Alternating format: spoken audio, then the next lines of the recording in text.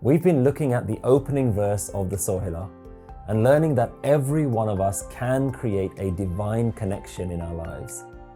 This verse is using an example of a young bride on the night before her wedding. All the family members have gathered to celebrate, to sing songs, and to offer her advice. In the same way, spiritual elders guide us and steer us in the right direction.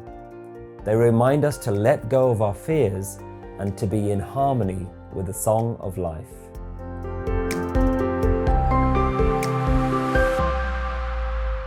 So the first verse of Sohila continues. At every moment, it is looking after all beings, and the divine provider will continue to do so. O bride, your blessings cannot even be counted, so what value can you place on the great giver? The wedding date has been planned. Let's get together and apply the oil. O friends, give your well wishes that she may unite with the Divine Master. Each and every home receives this invitation at every moment and day. Remember the one who makes the call. O Nanak, please let that day arrive for her.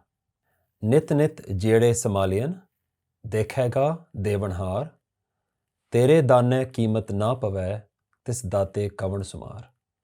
Sambat saha likhya, mil kar pavo tel, deho sajan asisੜਿਆਂ, ਜਿਉ ਹੋਵੇ ਸਾਹਿਬ ਸਿਓ ਮੇਲ. ਕਰ ਕਰ ਇਹੋ ਪਹੁੰਚਾ, ਸਦੜੇ ਨਿਤ ਪਵਨ, ਸੱਦਣਹਾਰਾ ਸਿਮਰਿਐ, Nanak ਸੇਧੈ ਆਵਨ. So in the first half of the Sohila verse, we've been advised that praise and singing the praises of the divine is a crucial step. Now in the rest of this verse, we begin to actually see what does that praise actually look like. The spiritual masters are demonstrating that this is how that is being done. Remember, we talked about getting together in a home where the master, the divine spirit, was understood, but was also praised. So now we start to hear, what does it look like? So they're giving us real tangible examples of this is what you need to do in your day-to-day life. And the line that we're on at this point says, Nit nit jere samaliyan, dekhega devanhar. At every moment, it is looking after all beings, and the divine provider will continue to do so. So what do we learn from this? At every moment, we are worrying, and the universe continues to give without asking for anything in return. But we continue to worry. We worry that we have to provide for ourselves. We have to provide for our families. It's as though this has become our song. And we believe that if we don't worry, nothing ever will be achieved. We think that our worry and our effort is the only thing that's keeping life going. But masters see life in a completely different way. They've understood that there is a life force that is actually doing everything. And again, I want to make sure that we're not using terminology that sounds wishy-washy or airy-fairy. We're not talking about some god in the sky that is acting as a puppeteer that's just controlling all of the strings.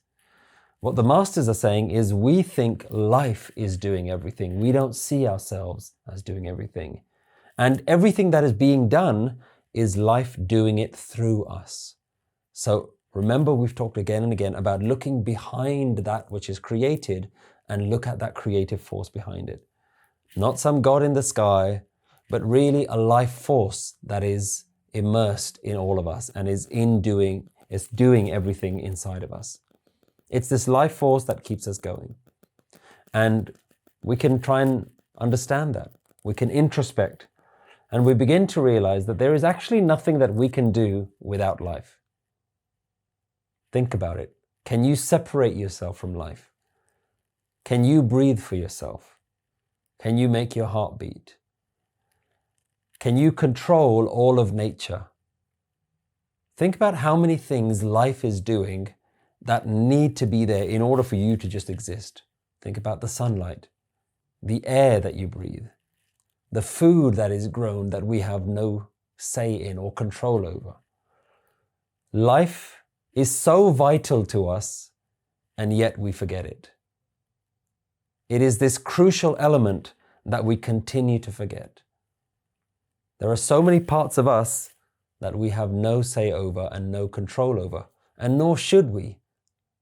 Let's leave it to life. Life is the one that's doing it all. Even our thoughts, we like to think that we are the creator of our own thoughts, but let's think about them.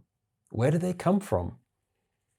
Thoughts are also just a natural response. Very rarely do we decide what the next thought is going to be. An event happens, and a thought happens as a natural reaction. It's a natural response. It's life doing it for us. Most of the time, a thought happens, and then we claim ownership over it. We think that, oh, this is one of our thoughts. I came up with that thought. But the reality is, we're not in control of our thoughts. How many times in life have you planned very hard to say something, and at that moment, something else comes out? Where does that come from? What is that? What is that process that no matter how much planning you do and how much you think life is going to turn out a particular way, something else happens? So there is this kind of dance that's going on with life. There is this kind of harmony to life that we seem to be oblivious to. It's this involuntary force that's always happening. And it doesn't mean that we don't participate in any way. It doesn't mean that we just sit back and do nothing. You know, sometimes people say, well, if life is doing everything, why do I need to get out of bed? And what I like to think about that is, well, try and stay in bed. How long can you stay in bed? How long will you do it? At some point, you'll have to get up. At some point, life is going to kick in and say, well, if nothing else, I have to go to the toilet. Right? Life has a way of just making things happen. You can't completely detach yourself from the happenings of life. So you're just part of this game. And some of the reasons that we question this is because we see ourselves as almost in opposition with this life. Like, oh, either life is in control or I'm in control. Again, we create that separation. But this wisdom is telling us again and again, you can't create a separation. The wave can't distinguish itself from the ocean. You can't distinguish yourself from life. Just appreciate that you're a very small part of a far bigger ocean. You're just one tiny little drop. And so it's not that we don't do anything. It's simply that we've forgotten this very crucial element of life that's always there.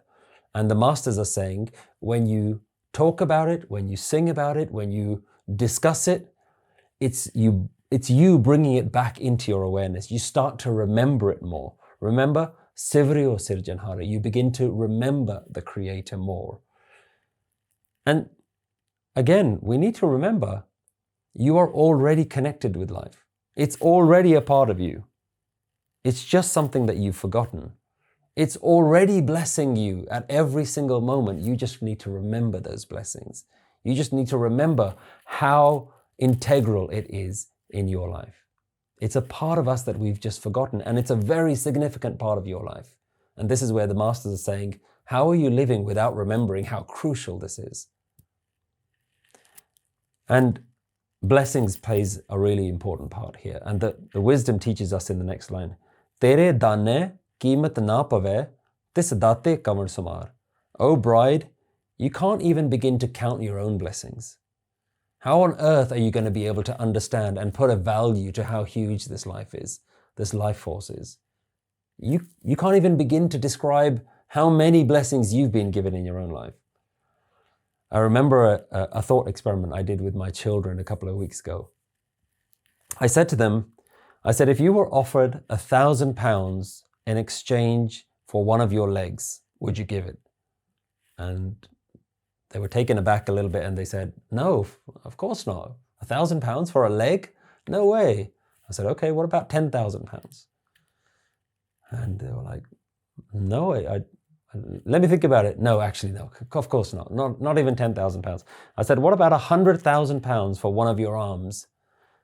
And as the number gets higher and higher, they start to think about it even more. And they're like, nope, I wouldn't even trade my arm for £100,000. And then I went on £1 million for one arm. And even still, they said, no, I think I just want to keep my arms. I said, what if I offered you 10 million, but you couldn't wake up tomorrow? And they said, no, I would not take 10 million pounds if I knew that I couldn't wake up tomorrow.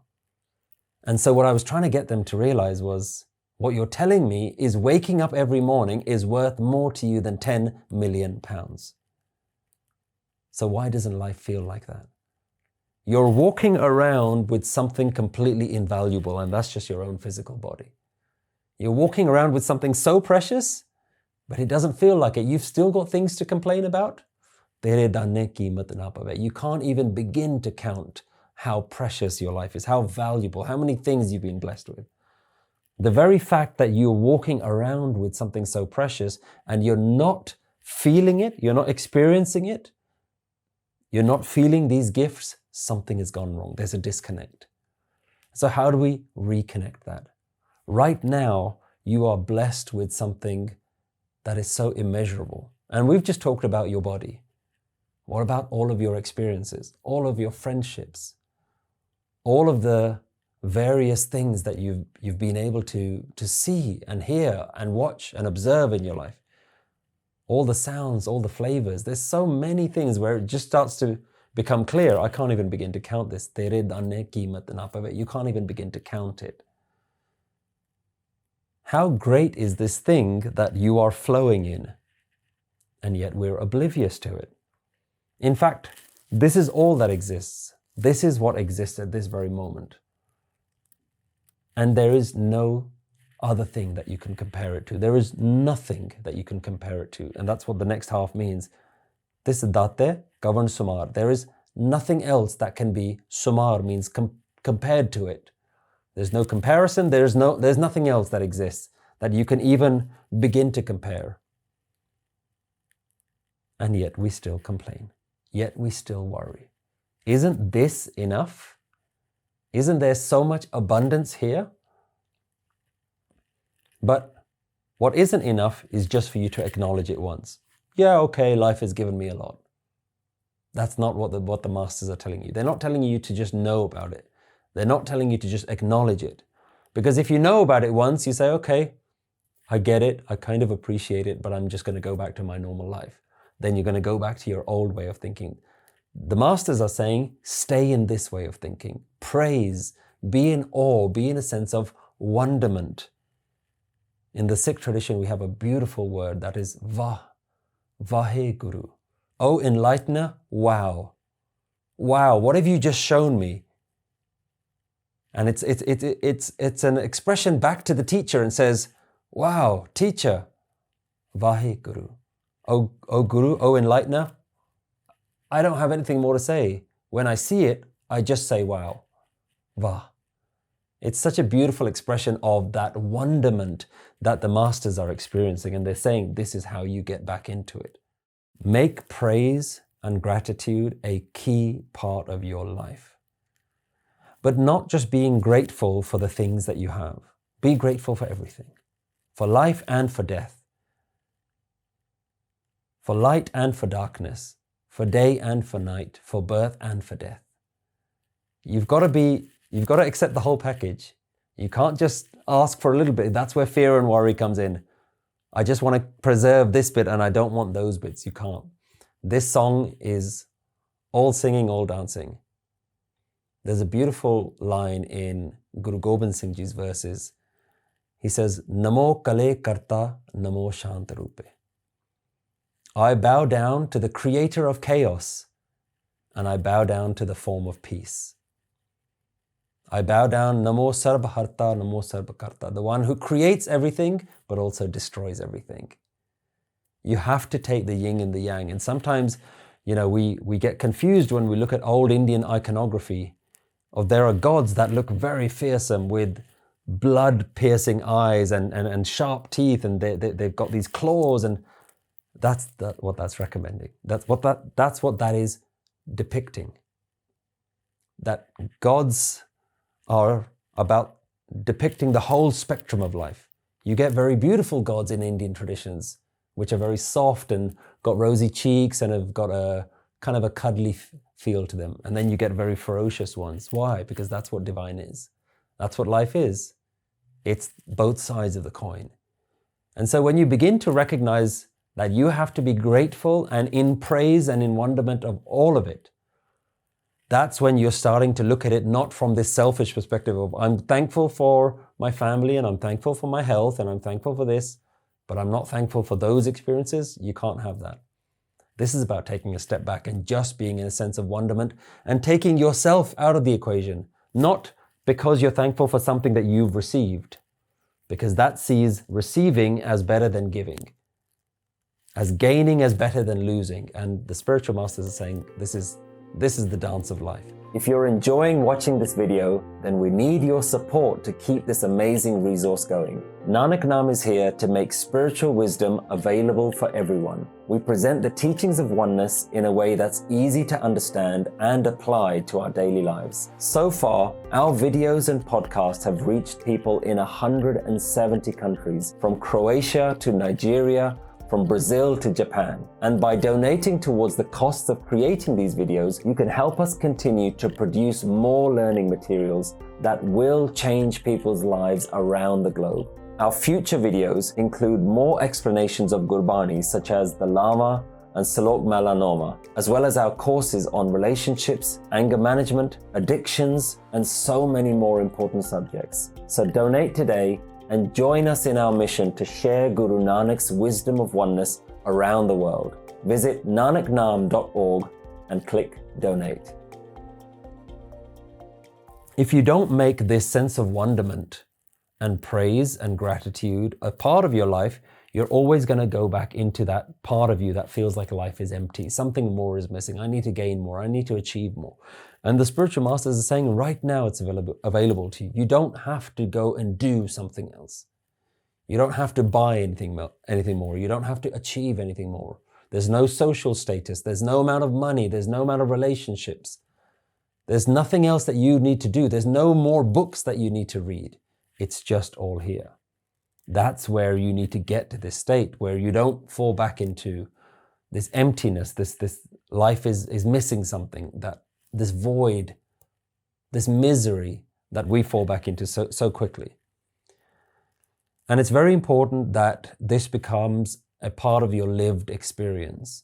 All of these words that we're using about the divine, life force, universe, this shouldn't just be some terminology and concepts that you can talk about, but it isn't a part of what you live. It isn't a part of who you really are. It needs to be real for you. It needs to be tangible. And how wonderful would it be if it was? If this really was the experience of our life? Wouldn't you truly like to live like this? Is it even possible? Let's see what the masters say. In the next line, it says, Sambat saha likhya milkar pavo tel, deho sajan asisriyan jiyon hove sahib syomel. The wedding date has been planned. Let's get together and apply the oil. O friends, give your well wishes that she may unite with the Divine Master. It goes back to this wedding analogy and says, the wedding is about to happen. It's available. It's been planned already. It's just waiting for you. All you need to do is milkar pavo tel. Come and apply this oil to you. And we'll talk a little bit about what this analogy is talking about.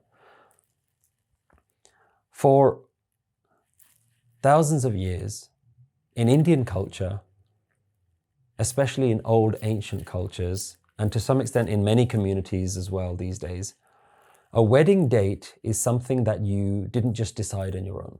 You went to someone that's called a jyotshi, an astrologer, and you give them your birth date, and they look at your birth charts and they look at your potential partner and they say, according to the stars, this is the date, the right date for you to get married. And this is the analogy that's being used here, that we have a perfect date for you to get married. It's about to happen. What is being referred to here is that it is already about to happen. There's no question about this. And the human life that you've been given, this is your wedding date. This is your opportunity. It's here. It's now. You should never look at this line and think, oh, I'm waiting for my day to come. No, it's already done. The wedding date has been set. The ability for you to get married to this divine being is already here. That possibility is here for you. There's something missing, milkar pavo tel, and we'll go into what that means. But it's got to be something that's very clear to you, that your realization is not a moment in the future. And time again, there are so many teachings within Guru Granth Sahib that reinforce this idea. We have a beautiful verse from another spiritual master called Bhagat Ravidas Ji. And he says, "Bahut janam bichre the mato, e janam tumhare lekhe. Kahe Ravidas aas lag jeevo, chir payo darshan dekhe." He says, many lifetimes have been wasted. This lifetime I dedicate to you. I've wasted so many of my lifetimes. I dedicate this life to you. Ravidas says, I live in hope. It's been too long since I've seen you. So, we may think that we understand how to elevate our minds, but what happens is our mind keeps falling back into the old ways. And the question is, why isn't it tired? Why isn't it tired of the old way of thinking? There's a divine outlook that's missing in your life. You've relied too long on your old ways of thinking, and the masters are saying, here's your opportunity. It's time to make that shift. Let's actually get that wedding going. Let's start. What are you waiting for? Make this your purpose in life. This is the opportunity. The door is open for you. It's just waiting for you to go through. And what's the missing part of it? Milkar pavo tel. Again, this is using all the analogies of that wedding scenario, of that young bride preparing herself. And they say, let's get together and apply the oil. And what that means is the night before the wedding, the bride is bathed by the elder women, and then conditioner is put all over her body and her hair. It's a ceremony that happens even now. There's a ceremony called the Maya, where there's a paste that's made of turmeric and flour and all these things, and it's applied on the body, and it's meant to give you kind of a glow to your skin. So you have to prepare yourself in order for the wedding to look good, to be ready, to look good for your husband. And so, using that analogy, what is the preparation that we need in our life? What do we need to do? There's something that's missing, and that's a mindset. We have the old ways of thinking. We need to apply, like the bride applies the oil to her hair to make it glow, you've got to apply the oil of wisdom into your mind. Let's get together. Milkar, let's get together and let's put this oil on you. Let's do it. Let's get it going. In the same way, we've got to fill our minds with the Guru's wisdom. So how do we do it? Let's get the right people together, and let's get the right wisdom together and combine them and make that what your life is about. How do we gain that divine perspective?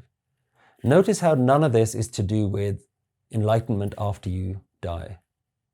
It's not about going to heaven. It's not about just doing good things in your life to please a God in the sky so that you get a place in heaven and you run away from hell. No, this is it.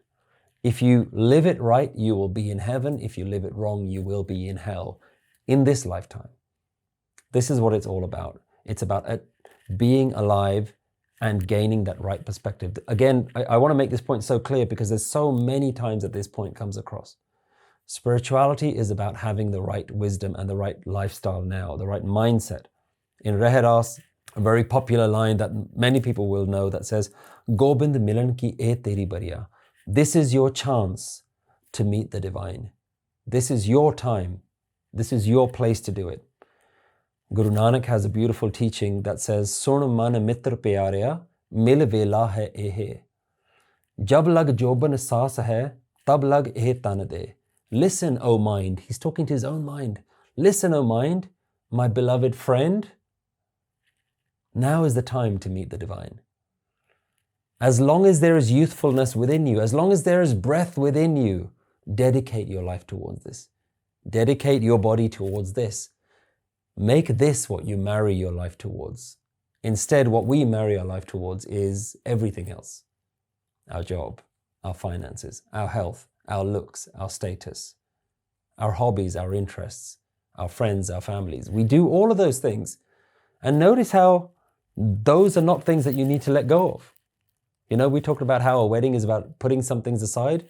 The Guru has not at one point said, move away from your family, move away from this, stop doing this, quit your job. The Guru doesn't say any of that. It just says, quit your old way of thinking. Let go of your old way of thinking and take the new way of thinking. Milkar pavo tel. Find the right mentors and bring this new way of thinking into your mind. So Guru is confirming enlightenment, that mergence, that marriage, that spiritual union is available to you now. And you need to do it while you're alive. There's a term called Jivan Mukt, liberated while you're alive. There is no concept here that you'll do it after you die. And so, you know, we talked at the beginning how people read the Sohila after somebody's died. If they don't understand the words, they think they're helping that soul to find God. Whereas the words themselves are saying, no, do it now. Now, here's your opportunity. The potential for you is so enormous. And you don't have to go anywhere. You don't have to wear special clothes. You don't have to convert to any other religion. It's here. You've just got to find this wisdom and apply this wisdom in your life. You've got to immerse yourself in this divine understanding. And so Guru Nanak calls this lack of prioritization that we have, this way of hearing this wisdom and still saying, I'm not interested, I'm just going to go back to my old way of thinking. He calls that swapping diamonds for seashells. There's a teaching of Guru Nanak that says, Heere jaisa janam hai, kaudi badle jaye. Life is precious like a diamond, and you keep swapping it for seashells. Think about when you've ever been to the seaside and you're on the beach. There's millions of shells all over the place. And it says you have a diamond and you're willing to let it go in order to just pick up one of these seashells that are brittle, that can easily break, that there's millions of. And he's saying your life, your opportunity is like a diamond, don't waste it. It's so precious, it's available to you. If only you knew what was waiting for you. If only you knew that you could live the same life that you have right now in just a much better way, why wouldn't you pick that option? And the reason is fear, uncertainty, only wanting to do things on our own, stubbornness that says, I don't know if I want to do this, I don't know if I trust them, I don't know if I believe them. And the spiritual masters are saying, look, I can't force you. But come and join our party because the music that's playing here is amazing. We're dancing to a completely different tune to you. And we can see you're struggling. We can see you're drowning. Why wouldn't you take the lifeline that we're giving you? What have you got to lose? And what have you got to gain? There's so much more here. Now, we talked about introspection. If you all ask yourselves, honestly, truthfully, isn't there a part of you that knows we want life to be like this? There's something deep within you that knows, I think life was meant to be like this. I know it deep within my heart that there is joy that's awaiting for me. There is abundance that's awaiting for me. Not after I die, not in some imaginary heaven. Life should be like this. Life shouldn't be a struggle. We all know deep down that there's a feeling inside of us that life should be better. And this is confirmed in the final lines of the first verse of Sohila. Kar kar eho pahucha, sadde nit pavan, saddanhara simriye, Nanak sede avan. Each and every home receives this invitation at every moment and every day. Remember the one who makes the call. O Nanak, please let that day arrive for her. And it's concluding this first verse by saying, just like every home in the village receives the invitation of the wedding, every single heart has already received this invitation. If you want to put a theistic view on it, God has sent out the invitation and is just waiting for you to open the letter. It's already there. We already feel it in our hearts. We know that there is a better way to live life. We believe it. But we haven't seen anyone do it, so we don't trust it. We're trusting our mind. And The reality is the saints are saying, look what your mind has got you. Look how your own way of thinking has led, the path that it's led you down. Let go of your mind. Take our mind. Let go of your old way of thinking. Take the divine way of thinking. So like every home receives the wedding invitation, every single heart has an inner calling, knowing that this is not the best life can be. And look how universal this message is. It's not for any followers of one religion or any community. It's saying every heart and every home has this calling. And it's at every moment and at every day. Each moment you know that this isn't the best experience of life. And the spiritual masters are saying every moment we are in bliss. Sada sukhoy, havari jit Sohila, sada sukhoy. I bow down to that song of life that brings long-lasting, everlasting peace. Sada sukh, always in peace. They're in a completely different league to us. And they're opening the door and they're sending out the invitation saying, we know that nothing in this world has truly ever satisfied you. Nothing has ever done what your inner calling knows. Your inner calling knows that there's more to life. So what do you do about it? Saddanhara simriya. Bring your attention to that which is making the call. Where's that call coming from? Where does that knowing call come from? Who is calling out to you and saying, look here. If we know that the call is coming deep from within us, maybe we stop looking outside. That there's something else out there that's going to satisfy me. Maybe a new job, a new dress, a new relationship, a new experience. Maybe I haven't skydived off the tallest mountain. Maybe I haven't done this or I haven't done that. Stop looking out there because the call is coming from inside. Remember that which is calling you. Saddanahara simriya. Remember that voice deep within you that's calling you. And this is not your mind's inner voice. This is not the chatter of the mind that's saying, I wonder what else I've got to do in life. What else haven't I experienced? You know, we all try to live by this phrase, carpe diem, seize the day. And it literally is always translated to, there's more things that you need to do. Go out and swim with dolphins, go do something else. And that's taking our attention out. And the spiritual master is saying, nope, you're not going to find it there. Go within. Find it from within you. It's not your mind's inner voice. That's the one that's deluded. That's the one that's got the wrong way of thinking.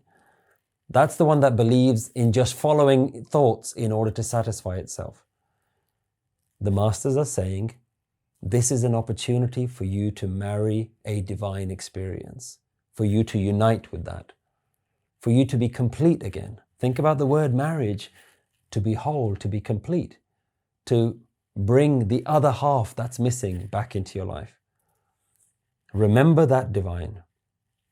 Live in that remembrance. Saddanhara simriya. That last instruction of this first verse. Remember, remember, remember. How many times has it told you to remember that divine? Remember that it's already here. You've got just something else and all you need to do is just bring yourself to be aware of it. That there is a life essence that is not limited to things. You don't need to look for more things. And if you don't, there is an opportunity that will be missed. Now we understand, as we come to the end of the first verse, why this has to be a daily recitation. Why you need to remind yourself of this wisdom every single day. Because every day your mind will forget. Every day your mind will try to go back to its old ways. So remembering this wisdom, repeating this wisdom, singing it out at the end of every single day is setting your intentions. At the end of each night, you say, did I live in that higher calling? Did I answer that call? It's about prioritization and looking at what have I prioritized today? And it's about saying there is a sacred way to live life. That's what bhakti means. Bhakti means to live in a sacred way. Can my mind celebrate in this moment? Sometimes it's so easy to just beat yourself up and say, no, I didn't do it today. I got frustrated today. I had an argument with this person. I did this, I did that. I can't believe I got lost in hours of online shopping, just desperately trying to buy something new to kind of give me that mental fix. Don't beat yourself up.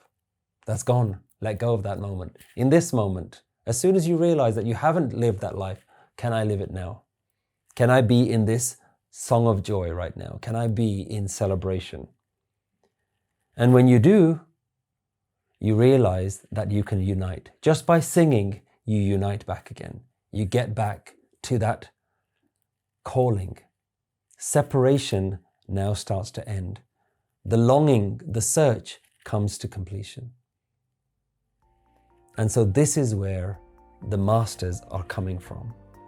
They are singing from a place of harmony. They're saying that life has become harmonious with that song of the divine.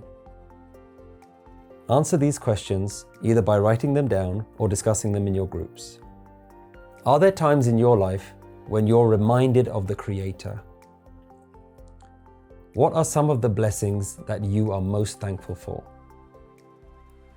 What would your life be like if you had a deep spiritual outlook? Which daily practices do you find useful to help remind you of your spiritual intentions? I'm honored to have this opportunity to present this course to you.